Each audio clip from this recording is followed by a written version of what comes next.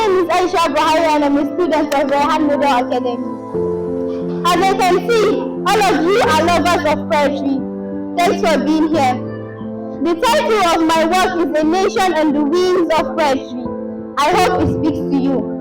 For thousands of years, the pen has been wielded by the warrior hands of poetic heroes and heroes, painting and crafting the beauty of this glory land.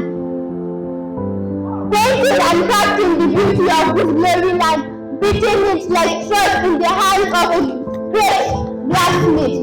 Ours a nation destined for valor, a glorious nation of refuge.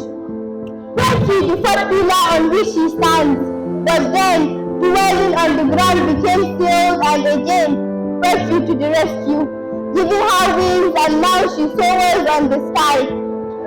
Our glorious nation, the true mass media of our nation, captured in screens beyond captured in pictures beyond what screens of TV boxes could ever tell.